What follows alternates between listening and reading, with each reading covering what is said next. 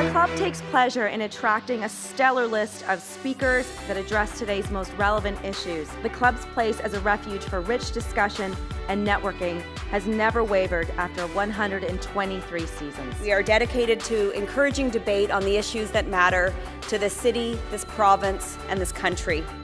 The Canadian Club is one of the most important podiums anywhere in the world that a Canadian can speak to, tell Canadians what it is that they think, develop those thoughts.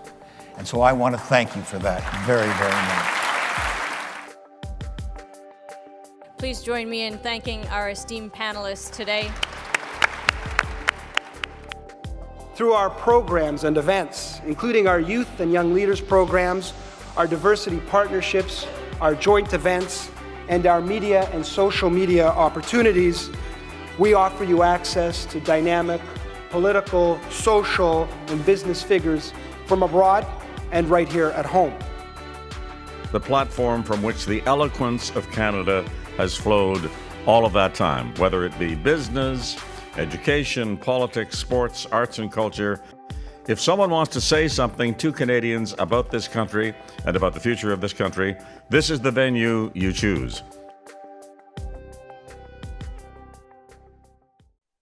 Hello. Welcome and thank you for joining us this afternoon. I'm David Simmons. I'm President-elect of the Canadian Club of Toronto. Happy Pride. This month, communities around the world set aside time to remember, to celebrate, and to empower queer people, to honor the contributions that we make to the communities around us, to the flourishing sense of humanity, to individual freedoms and human rights, and our ability to exercise agency in society. Despite limitations of social distancing, the 2S LGBTQ population across Canada and our allies are gathering and proclaiming that we're not ashamed of our queerness and that we will not be silent until we achieve full freedom and equality in our society, in Canada, and in the communities around the world. Today marks the Canadian Club's 6th official Pride event. Canada's oldest, most respected podium of record is holding its 6th Pride event.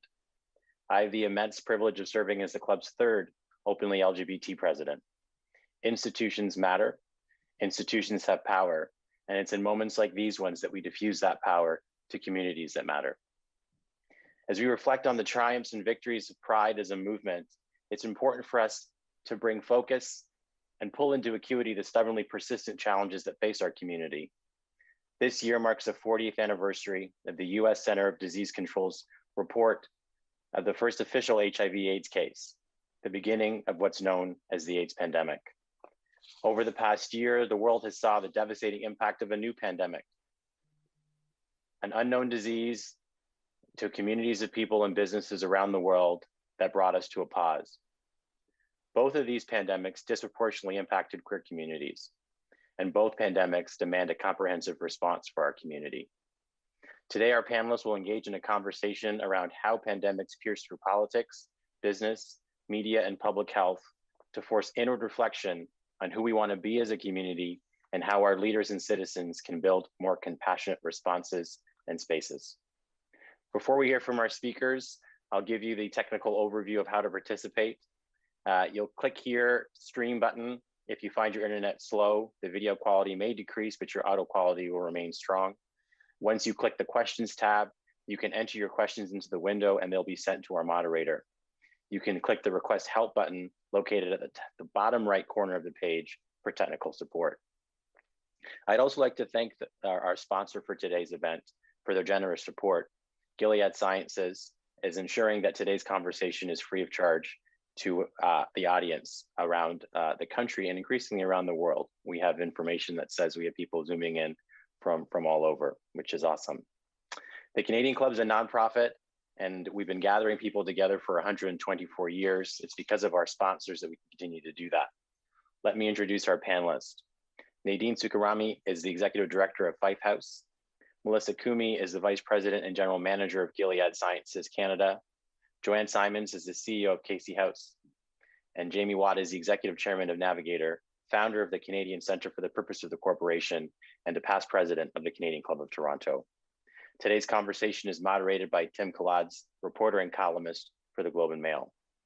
One of our traditions at the club that hasn't changed in the virtual world is that we toast to our country If you have a drink nearby, I'd ask you to join me in a toast to Canada.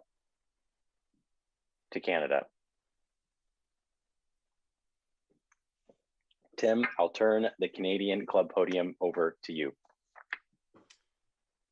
Hey there, everybody.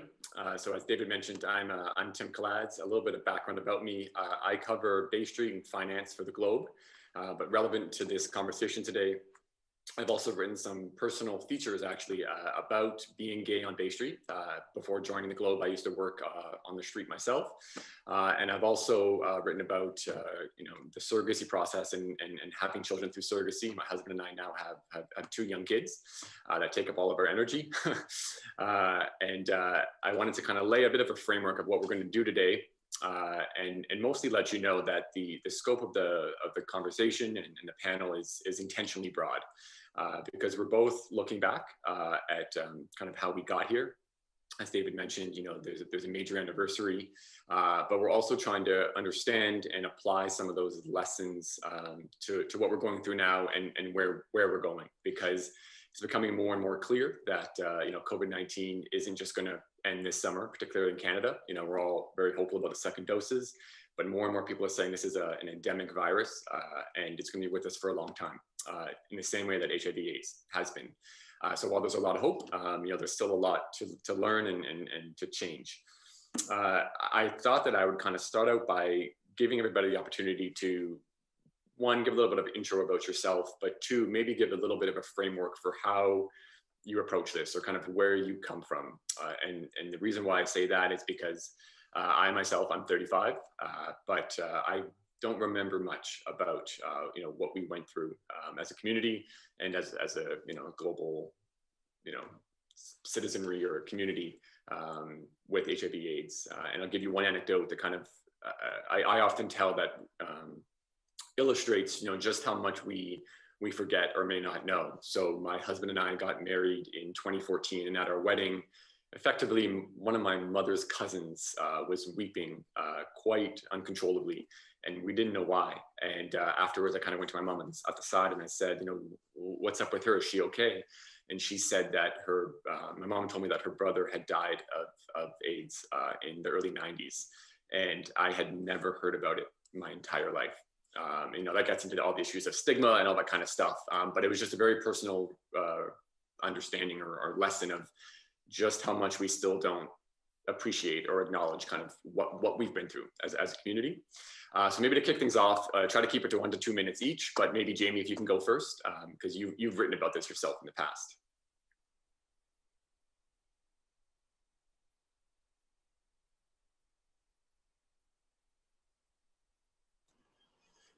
We'll know the pandemic is over when we figure out how to unmute ourselves. Sorry about that. I'm not 35, and I do remember. I understand well why that woman was crying. I know before I was 30, I'd been to 50 funerals of friends who had died of HIV and AIDS, and that's when I stopped. I couldn't count any. I couldn't count anymore. It was the time of AIDS that we didn't really know too much about it. Just like when we were dealing with COVID, was my entire sexual coming of age as a gay man, and the fact that I cheated the disease. I've often thought about, and it's not lost on me as I watch the impact of COVID on different communities, that how economic status and privilege and social determinants of health are so much a part of all of this. And we see once again in this pandemic that we're experiencing now how precarity in housing, how precarity in income, how precarity in access in other countries to healthcare, is really affecting the difference. So we're really basically seeing the same thing, the same patterns repeat themselves.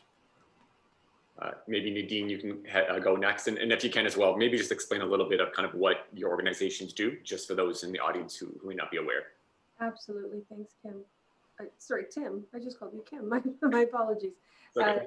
Jaime, I did not live through the other pandemic, but coming to the helm of Fife House. So for those who aren't familiar with our work, we provide supportive housing to people living with HIV. We're the largest supportive housing provider in the country, who specifically all of our clients are people who live with HIV. And I think when I come into this work, I come to this work coming out of community health. I've worked across the nonprofit sector now for a few decades.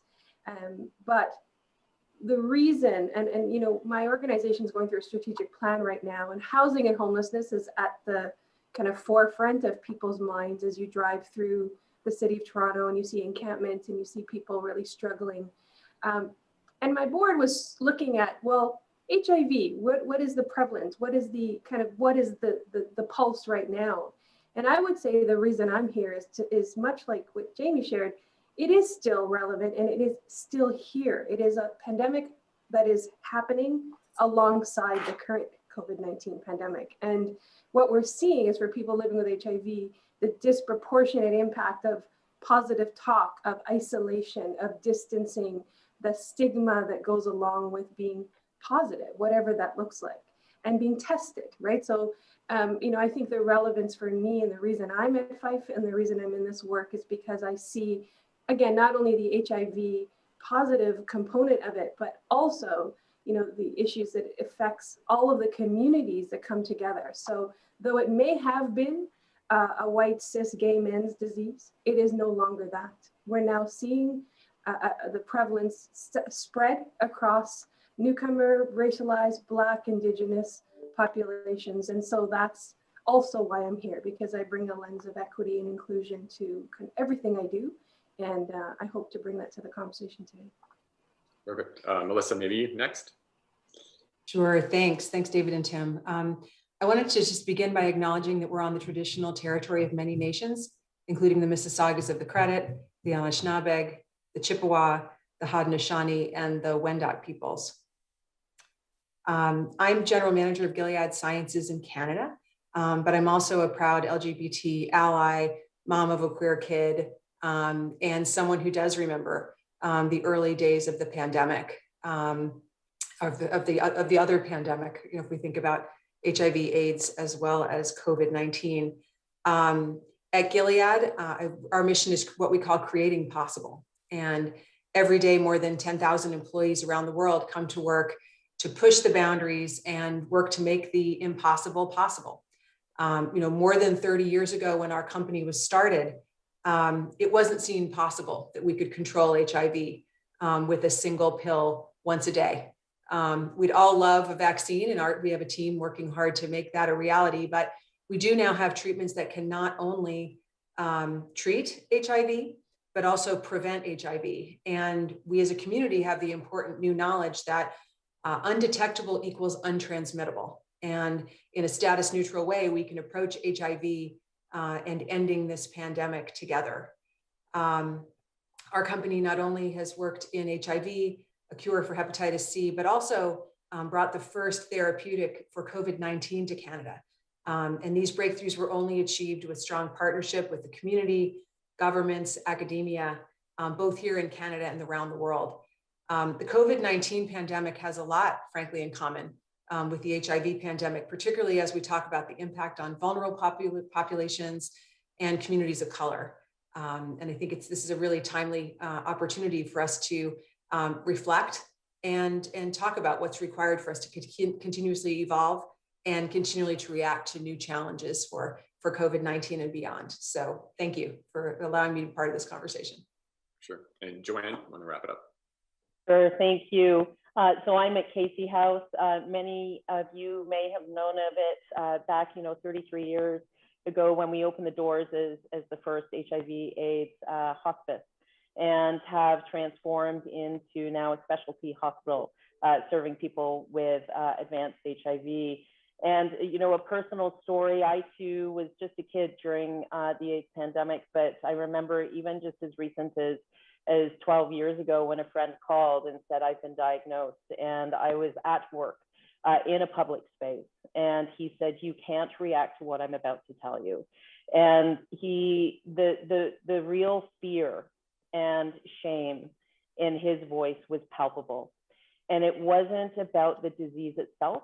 It was about him being able to acknowledge who he was as a gay man, to inform his family and his friends that he was HIV positive, and the anticipation of the stigma that would result from that disclosure. And so, you know, Casey House has been a very strong organization in my life and in my family's life throughout the past 20 years. And, you know, thrilled to be here when I joined 5 years ago to help lead the transformation from hospice to hospital, really in recognition of the evolution of HIV, given, as Melissa spoke to, the tremendous advances in treatment and allowing people to live with HIV. You know, as an organization, we certainly have continually evolved to remain relevant to our community and their needs, clearly illustrated by this beautiful building I am sitting in now in the Heritage House, the redevelopment project, which had Jaime at the leadership position at its helm, ensuring that we remained consistently relevant to our community. And I think that that has been certainly true through the pandemic as well. Our response to the pandemic, as I have to say, an exceptional team of clinicians and support around this organization, we have been able to be very swift and continue to deliver exceptional care, both to people living with HIV, but to populations that are at risk for HIV as well. I think this conversation is really critical to ensure that we don't return to the before times, to take what we have witnessed and experienced both during the AIDS pandemic and the current, and think differently about equity, equality, you know, systems of oppression, and really step into the light where all Canadians can be proud of how we drive future change. All right. That actually kind of leads naturally into where I was going next, just by luck. But one of the things that's I haven't been able to forget about during the course of the pandemic is effectively public health response, and you know, what we have or haven't learned from the prior pandemic, essentially. And there was a piece very early in the pandemic, I think would have been around May or June of 2020. And there's, I believe she's a Harvard prof, and she wrote in the Atlantic. Her name's Julia Marcus, and she was writing about, you know, I think the headline was quarantine fatigue is real. And that was during like the height of kind of the first lockdowns. And one of the main thrusts of the piece was, you know, even during the HIV/AIDS pandemic, you know, young men still had sex, you know, and there was this view that, you know, it wouldn't get me, and, you know, it kind of walked through all the reasons. And it really kind of got to the heart of, you know, the idea of risk reduction versus being able to kind of lock everybody away, so to speak. And it stayed with me because, you know, now that so much time has passed, we realize a lot of the early ideas, a lot of them that were technology based, didn't really pan out. So, you know, if you think about the COVID Alert app, we don't hear much about that anymore, right? And one of the things that's really stayed with me is, I think one of the epidemiologists somewhere said that, you know, early on, probably one of the best methods for controlling a lot of this would be medieval methods. And they didn't mean that in a negative way. They meant it in, you know, the hard work of contact tracing, you know, having a risk-based approach and things of that sort. And I feel as though, you know, the, whatever term you want to use, the HIV/AIDS community, you know, communities that have endured this, allies as well, could have, you know, given a lot of this feedback upfront effectively, or could have helped guide the way we've approached this. And things have gotten a lot better, of course. You know, we see case counts falling a lot. Some of that is because of vaccines. But I guess, you know, Joanne, I would come back to you, and I would say, you know, early on, was there much approach, or was there much feedback taken from an organization like yours to address something like this? And has that changed over time, now that we know that things like the equity barriers and such have become such an important role in really getting to kind of, you know, that 75 to 80%, you know, vaccine uptake and things of that sort? So I think, you know, there were obviously some significant learnings that were able to be utilized in this pandemic. You know, privacy legislation, right, is really important about people's health status, and certainly was made much stronger because of HIV to protect people, you know, from intrusive and invasive policies, from being traced, you know, on our cell phones. And how does that then relate to people who are now diagnosed with COVID? And what is the, you know, now the kind of common language is, well, have you had your vaccine? It's still actually personal health information, right? And so how do we make sure that we are balancing the need to protect, but also this need to obviously create a herd immunity? I would say the other kind of learning from the AIDS pandemic is, you know, there was a huge amount of conversation around PPE, right? You could not turn on a news channel in those first few months without talking about personal protective equipment. And certainly the global adoption of universal precautions for blood and blood products that really occurred in the wake of the HIV and AIDS pandemic, I think has really put us in very good stead in terms of protecting our frontline healthcare workers. I think that for certainly for Casey House and for our clients, I think the biggest challenge with some of the messaging was around do not leave your house. There is significant social isolation in our communities for people living with HIV, compounded by stigma. And we have had a significant amount of deaths, both because people have not attended health appointments, gone to the hospital because the real fear of contracting COVID. And also the social isolation has dramatically increased people's substance use and challenges with mental health. And I don't think that was recognized fully when we think about what quarantine impacts have. As somebody that I work with who is HIV positive, she leads an organization, and she said the trauma of being quarantined today was a real reflection on how she had to isolate herself when she was diagnosed with HIV initially. So I think we have learned some things, but we've still got a long way to go. And Melissa, correct me if I'm wrong here, but I believe you spent some time in San Francisco. Yeah. And so the reason why I bring that up is because, you know, in Canada, we love to kind of compare ourselves for various reasons to the US. And on a lot of metrics, Canada did very, very well relative to the US. But one of the areas that I've actually been astonished about that doesn't really get much coverage here is San Francisco's approach, or how San Francisco dealt with it all. Do you think that is partly a reflection of having gone through, and you know, that city was, you know, was kind of at the forefront of HIV/AIDS, and was also just interested in your reflections of kind of how this has been handled in Canada. I know this is a very broad question, but relative to kind of your own, you know, home country, and you know, whether you think that as much as, you know, this is a bit of a loaded question, so I'll state it more as a personal statement, but I would say that, you know, Canadians love to kind of beat ourselves up because we always know that we can do better. But wondering, you know, just what your lens has been on this and how you view our response on some level. Yeah, that's a multi-part question, right?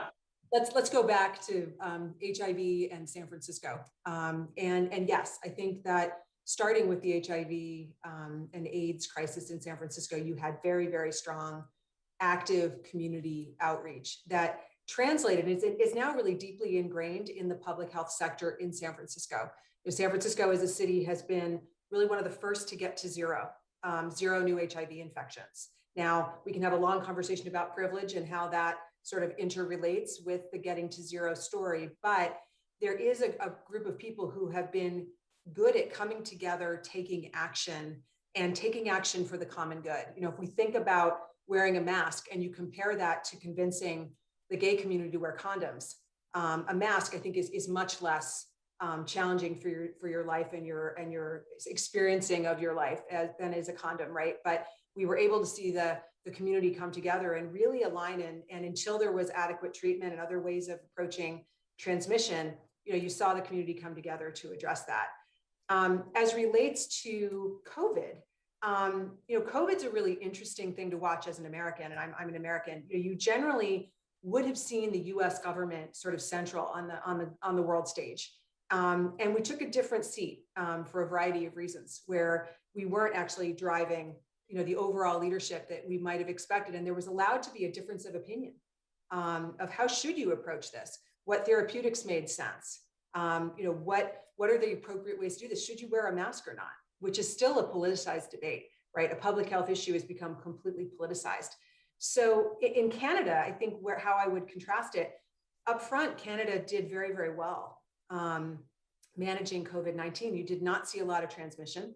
The early wave here was actually not anywhere near the level that we saw in other countries across Europe and the US. But then I think what you saw was Canada being taken by surprise a little bit, after the December holidays, where you started to see a significant increase. And at the same time, you hadn't seen the same rollout of therapeutics, the same rollout of vaccines. And so I think what we saw was a wave that was generated for a variety of reasons that we're just now kind of getting ourselves out of. So I think it's really multifactorial. The reason why we see Canada's response where it is in contrast to the United States. And where I want to go with this now is this idea of, how do we get to the remaining, let's say, 20 to 30% who still don't have a vaccine, who maybe are skeptical but open to the idea. And I think I saw the latest polling. I think there's only like 6% said that they would not take a vaccine by any means. We're seeing it more and more in Ontario now. I mean, that's the lens that I have, and a lot of us have, because we're based in Toronto. But you're seeing, hotspots targeted with vaccines and things of that sort. Using what we've learned from HIV/AIDS and outreach and things of that sort. What are the best methods? I know that probably sounds like a bit of a corny question, but I think that it's really easy to kind of, especially from a political lens or a very broad macro lens, to kind of come up with programs and schemes and things of that sort. But at the end of the day, sometimes people just need to be listened to and have their frustrations or worries kind of heard. So maybe Nadine, I know you're kind of on the ground dealing with people, regularly in the HIV/AIDS community. What advice would you give to kind of get to that? Yeah, I think what we're seeing that works, Tim, first of all, is access. So the way initially things were rolled out was technology. You needed access to technology to book a vaccine appointment. Let's just go right there. Well, that left out homeless folks, older folks, people who didn't have access to that technology, the ability to navigate a really complicated system. So what ended up happening is actually at the Ontario Health Team level, and Joanne and I are both connected to the Downtown East Toronto Ontario Health Team.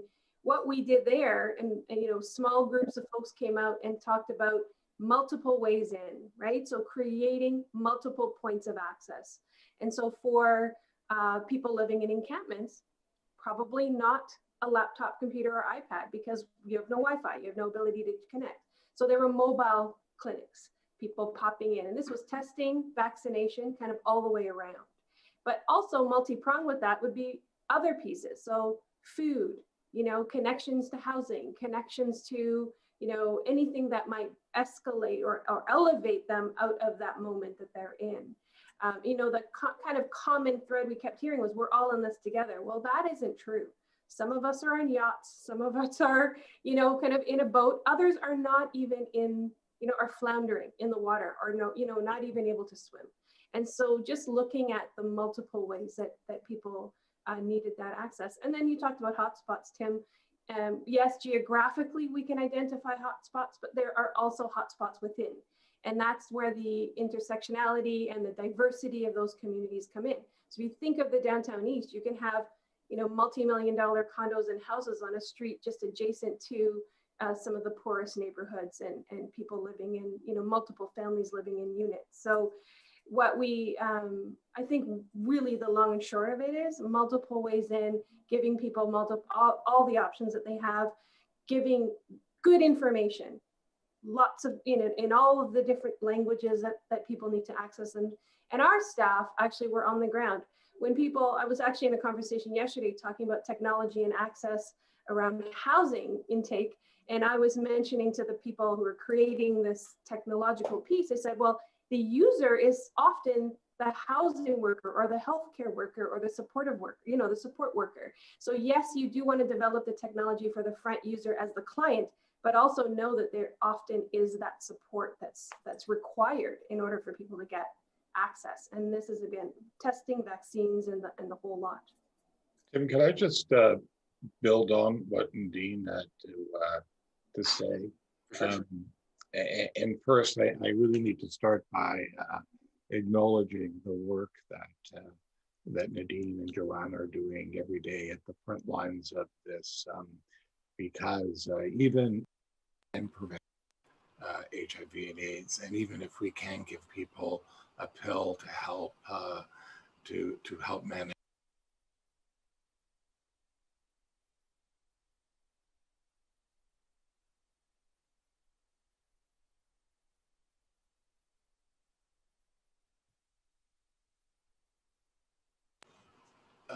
Is that better?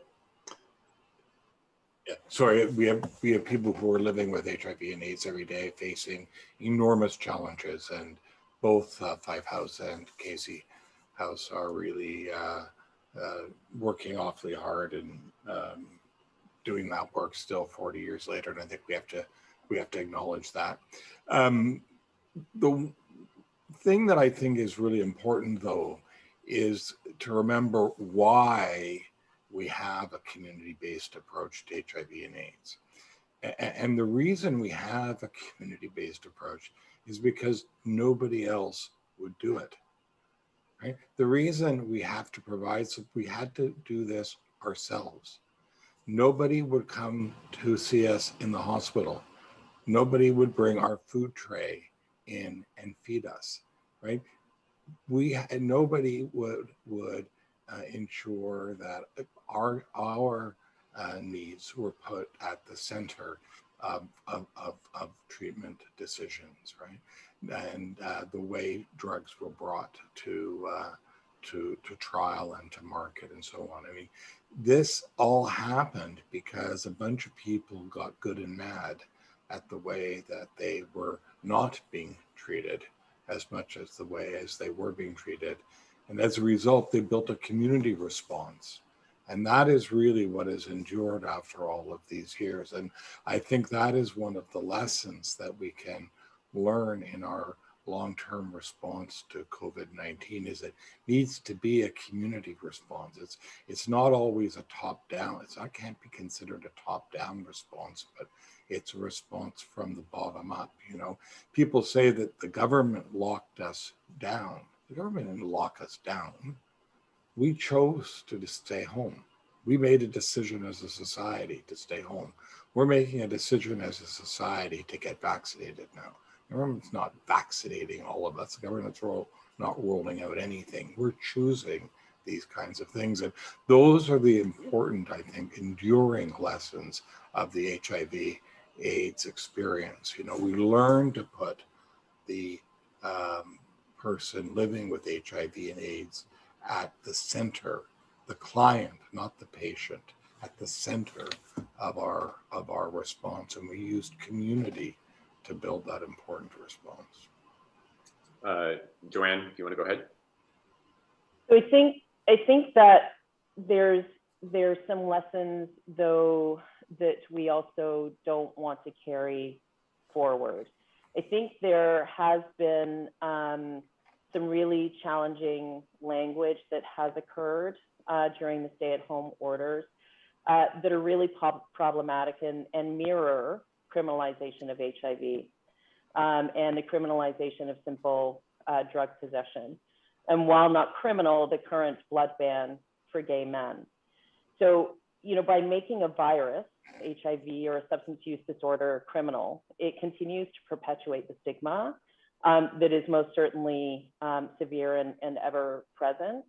And so, you know, we know that if you are living with HIV and you are maintaining your drug regime, as Melissa said, your virus load is undetectable, therefore untransmittable. But if you don't disclose your HIV, you can be prosecuted for aggravated sexual assault, right? Prison time listed on the sex registry. Similarly, you know, like a number of our clients who are using drugs to manage trauma and pain, it certainly, if you are incarcerated, you know, continues the cycle of trauma. And I think that these practices certainly impact our racialized communities more predominantly. So when the what felt like carding was announced by the government and you know, inappropriate powers given to the police to stop people at random during the stay-at-home order, the HIV community was very swift in their response. So, you know, how do we ensure that certainly a community approach, Jaime, I think that's bang on, but how do we also ensure that policies around things like vaccines and access to them doesn't continue to oppress some of our most marginalized and racialized communities, and really think carefully about the policies we're putting in place that have both, you know, direct and intended and unintended consequence. Nadine, did you have something else as well? Yes, thank you. Joanne, thank you for that. The piece I wanted to just riff off of when Jaime was speaking is the piece around, yes, absolutely community-based response and learning from the HIV community, but understanding the very significant difference. The COVID-19 pandemic, you know, was affecting all, and the HIV pandemic only affected a particular group of people. And what comes with that is judgment, right? And othering. And that's something that we have to be really careful of in the current pandemic, that we are not blaming certain communities for irresponsible behavior or not quarantining or, right? And again, those similar types of judgments we've seen and we hear, and that leads to, and Joanne, thank you for mentioning, you know, carding and policies and rules and restrictions that disproportionately, the way in which it is enforced disproportionately affects certain people. And when we talk about, in particular, substance use, you know, and how HIV and other bloodborne diseases come from that use, let's look at why are folks using? We know the use of you know, when we think of harm reduction, for example, people use substances to reduce the overall harm they're experiencing in the world. And it's often rooted in history, in their family history, in trauma. And Melissa, thank you for acknowledging the land, but really let's acknowledge the legacy, the colonial legacy and the impact that this has had. We've recently learned of the many, many, many missing and murdered children across the country. This is now resonating in the average Canadian's life, but let's understand the impact of that legacy on the people, Indigenous people, and the folks that we are currently working with today. So I really, again, I just think it's contextualizing and understanding that our judgment, our what we see and how we feel about these things are rooted in our identity, but we need to really shift out of our privilege and our location to think about what is happening outside of our circles. Right. Okay, and just so everyone knows, I've been getting questions from the audience that have been sent in and they're being forwarded to me. And one of the questions I got actually kind of relates to this, so I'll ask it now. There was a question around, you know, for the folks that might be stigmatized right now because they remain unvaccinated and are still kind of on the fence about whether they should get the vaccine or not. There was a question about, you know, lessons that some of you have learned in effectively convincing them or talking to them about it. Because I think a lot of people, you know, even in their own personal lives, like I've got family members who have not been vaccinated. And I think a lot of people struggle with, you know, how to actually even bring it up without being judgmental and things of that sort. So the question was just, you know, are there any strategies that any of you have discovered or learned of that help to, one, you know, broach the conversation, but two, you know, help lead somebody, you know, down an educated path, for lack of a better way of saying it.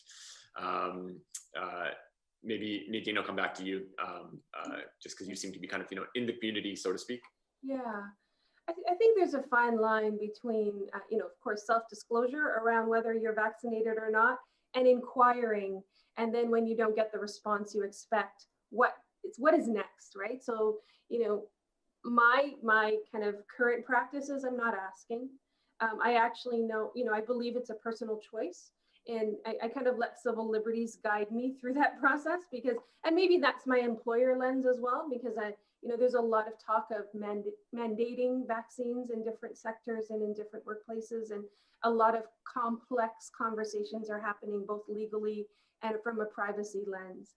But if we think again about, and I'll just share my partner, she has a very complex health condition. And she's one of the few, I think, whose specialist has said, not yet.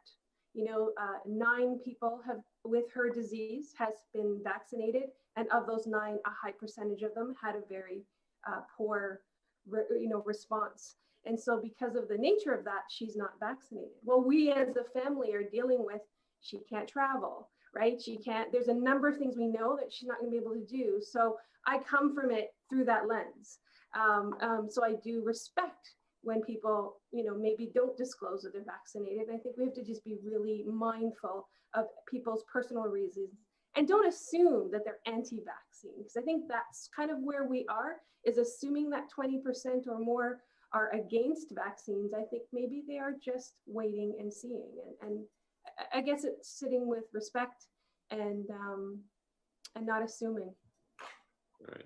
And if I can jump in there, yeah, Tim, yep. A couple of things to add on to Nadine's comments is I think that there has been some tremendous success where both physicians, nurses, allied health, people of color are actually working with the communities directly. And so, this notion of vaccine hesitancy is an interesting word. I mean, the Black community has, experienced tremendous harms with drugs being tested on them, using, people for medical experiments. I mean, there are a lot of stories, and that is a legacy for which people may not be trusting of the vaccine. And so having leaders that represent them and they can see themselves in, talking about and educating, I think is where some of the success has been coming to play.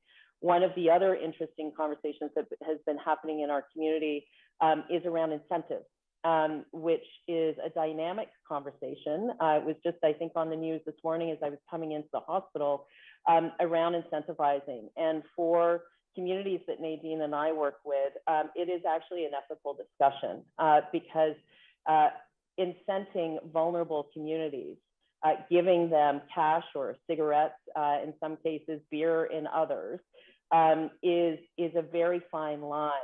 If somebody is hesitant to receive a vaccine, that they receive an incentive, which then is that actually informed consent. So I think making sure that we have people who actually are speaking directly to their community has to be one of the most effective ways of ensuring uptake. Okay. Another question that's come in, it was also on my own list, is the broad topic of medicines or drug development, which I think is, everybody has been thinking about, and there's so many ways to come at it. So I think I'll say 2 things. One, I personally believe, science saved us, as we've seen with the latest Delta variant, this thing's going to keep mutating, and vaccines have been a very important way of diminishing its effect. But this really wasn't an overnight miracle. I know we talk about the short timelines, we being, the media and such, talk about the short timelines, and it really is incredible how fast we got this out there in trials and all that kind of stuff. But there's also been, stories about how, coronavirus research had very little money thrown at it for a number of years. From what I've read and from what I understand, a lot of pandemic planning was actually around influenza. I actually heard that apparently, I think even in Canada, a lot of our pandemic preparation was around the idea of influenza or flu. And, the idea that, if worst case scenario, we had to lock down, we could do it for 6 months because that's the time in which we would need to turn around a flu vaccine effectively, because flu vaccines are quite common.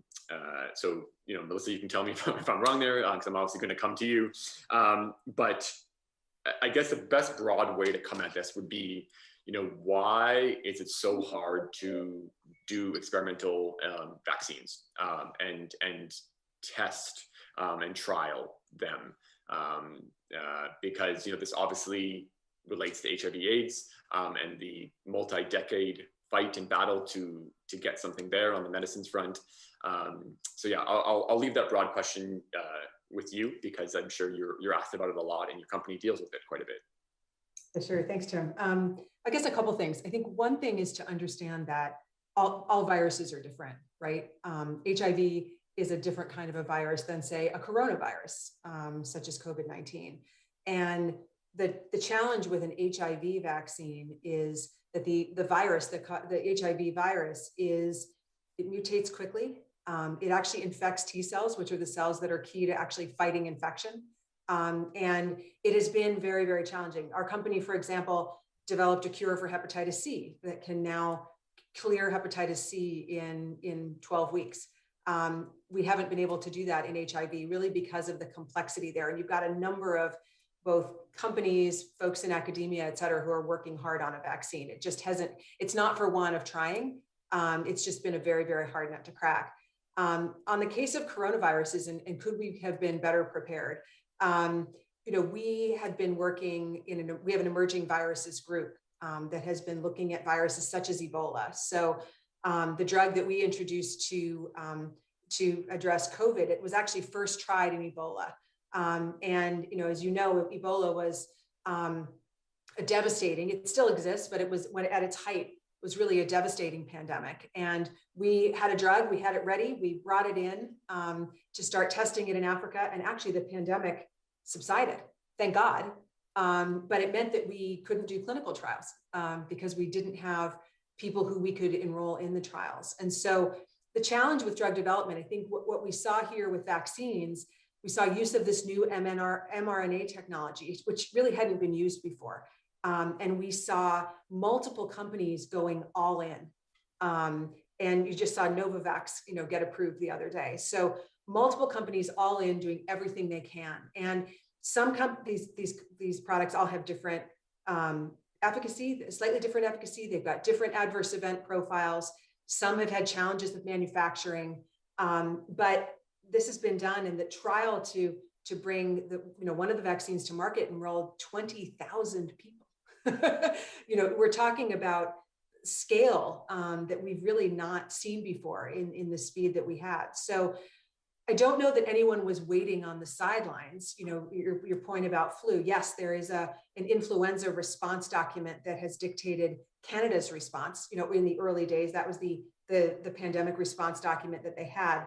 But I think very quickly, in the conversations we've had with the government and others, they moved and morphed very quickly to understand the specific issues around this specific virus.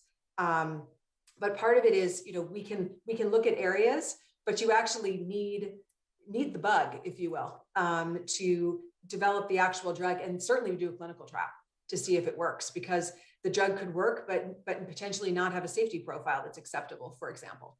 And so I really feel if you look at the timeline, from the first cases being logged, in January of last year to now, significant percentage, I think 2/3 of the Canadian population now at least has one shot in their arm. We're trying to get that higher, but it's pretty amazing, right? 18 months from the first cases to 2/3 of adults being vaccinated. So I know we're all impatient. I just got my second shot yesterday, and so my arm still hurts a little bit.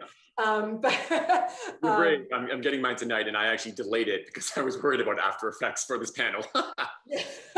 But I would say, I think we're all impatient, but I think we've also learned that we've had great partnership from Health Canada and the Canadian government, for example, and in governments around the world. We've seen regulators working in partnership with companies partnering with each other, everything down to having enough glass vials to put the vaccines in. Like if you think about the stress on global supply chains around every adult in the world needing this vaccine, sure, we'd all like to be further along, but we're getting there. We're getting there. And I think, what we've seen had not been seen before. Right. And Jaime, a question for you based off this, because you dabble in a lot of political circles. That's kind of what Navigators is built around, despite, or on top of your past, I should say. And I personally believe that for, let's say, 90% of problems, or I should say, when you have a problem, 90% of the time, the answer tends to be money, and whether or not there has been funding and the right incentives thrown at it, both in terms of vaccine, drug development in Canada, but also in terms of kind of where we go with policy from here on out and preparing for the next pandemic, because everybody keeps saying there's going to be another one, and there actually have been others. We know about SARS, of course, here, but H1N1, we got kind of lucky that actually didn't blow up into be a bigger thing than it actually was, at least in North America. So effectively, what advice do you give? Because when you look at the money side of things, Operation Warp Speed, despite its name, was actually very successful in the US. So what advice do you give to Canadian politicians and people in policy, whether that's civil servants and things of that sort? Well, it is true. Money is often the answer, and so is speed, right? Actually starting to take things seriously. I mean, who will ever forget the press conference in the Reagan era when the spokesperson, Larry Speaks, the press secretary of the President of the United States, was asked a question about AIDS, and he started to laugh. And not only did he laugh in giving his answer, but the most devastating part of that videotape, if you watch it, is you'll see that everybody else in the press room was laughing about it, right? Because people weren't taking it seriously. So money and governments moving to take a future pandemic seriously more quickly, I think, will be important. I think the other thing that's as important is to really perhaps finish this discussion where we started, which is with the idea that these pandemics do not hit and don't affect everybody equally. And I think from a public policy point of view, from a political point of view, that's something that governments have to really understand. It was easy to see that in HIV and AIDS at first, because it affected, as Nadine said, that other population. COVID-19 is a bit different because it would have affected everybody and didn't hold that same stigma to it. But definitely, the impact was felt differently by people, and I think in planning, that's something that governments have to take into consideration. Money, speed, and the fact that we're not all the same and not everybody is impacted equally. Okay. The last topic that I've got before getting to a few audience questions with the time we've got left is this idea of what I call suffering quietly. And maybe that's not the best way to say it, but I think that what I feel more and more, and I feel this within myself to some extent, is we so desperately want to move past this, and especially with the idea of second doses being here now.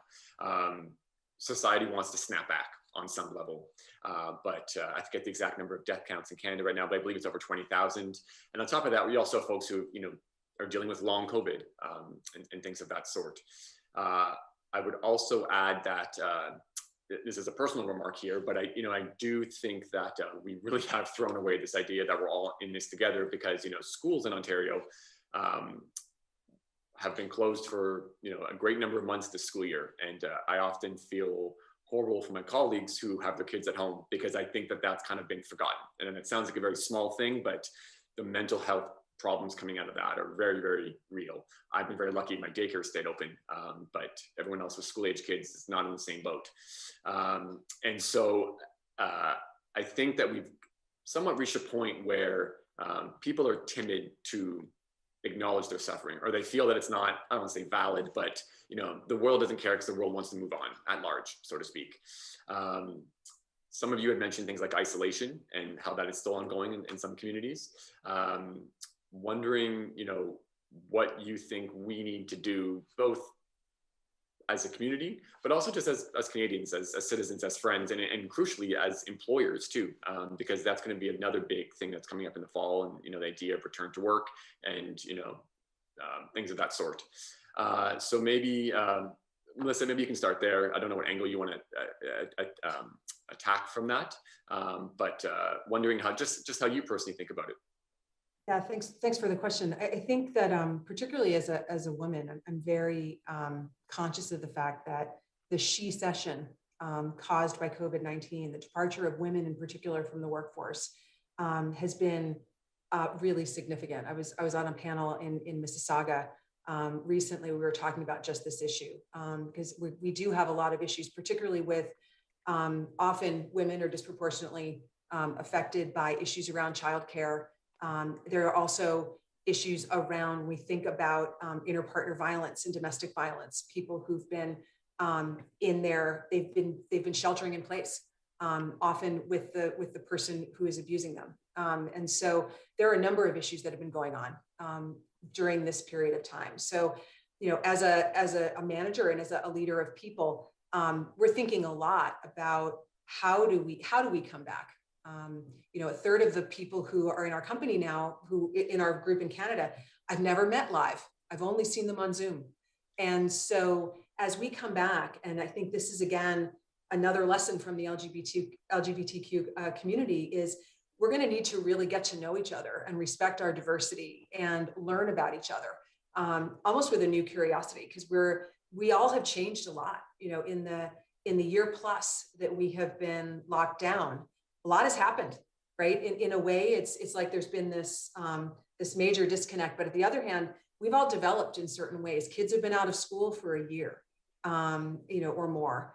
And so I think we're just going to have to be very kind with each other and really seek to listen and seek to understand, because it's going to be a different world than we left. We almost shut off a light switch when we all pulled out of the world, but coming back in, it's going to be a very different place than it was where we left it. So we've just got to be really, I think, really leaning in on the kindness that it's going to take to understand each other and listen to each other. And this is a question from the audience because time is running out, and it might be a nice way to end it.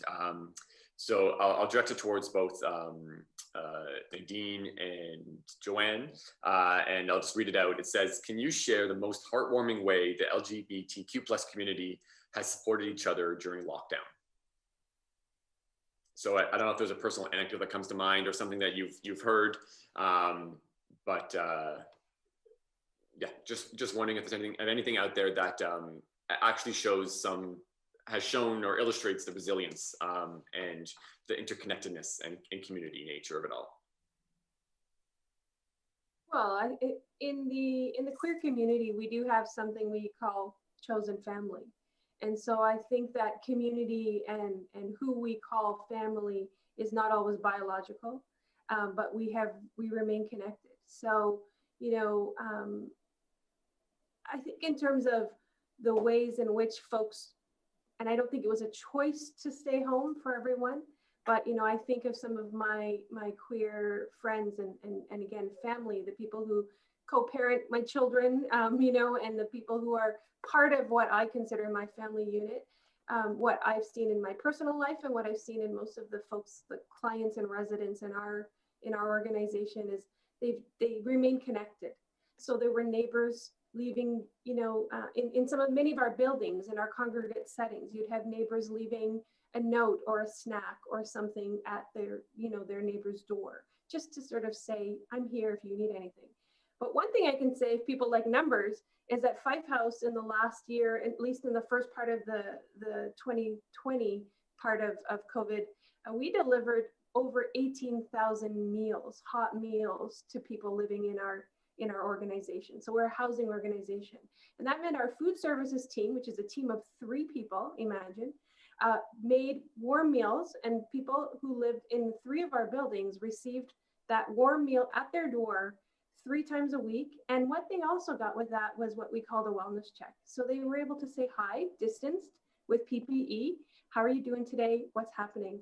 And when I came on board here at Fife, I'll say that was a proud moment for me to be able to say our clients and residents had a warm person, an actual real person come to their door and check in to see how they're doing. So, you know, I think that chosen family all the way through to what community and family means for us. Every client and resident at Fife is a part of our family. All right. I think my clock just hit 1, so I believe it's time to wrap up, but I'll be honest, I'm not sure who I'm supposed to throw to or if somebody's going to jump in. I'm right here. Okay. Thank you so much, Tim, and the panel, Melissa, Jaime, Nadine, and Joanne. Thank you for joining us for this important conversation and the lessons that we can learn and hope to learn going forward. As our communities and businesses recover from the COVID pandemic, we hope they heed your sage advice and build more compassionate and inclusive spaces and build on the great work that you all are doing. Tim, thank you for your guidance of today's important conversation and your thoughtful insights. I hope you'll join us again. Guests, thank you for spending your lunch hour with us. My name is Colleen Kennedy, and I'm the Executive Director of the Canadian Club. So we have one more event left for the season on June 22nd, and we hope that you might join us for our final event.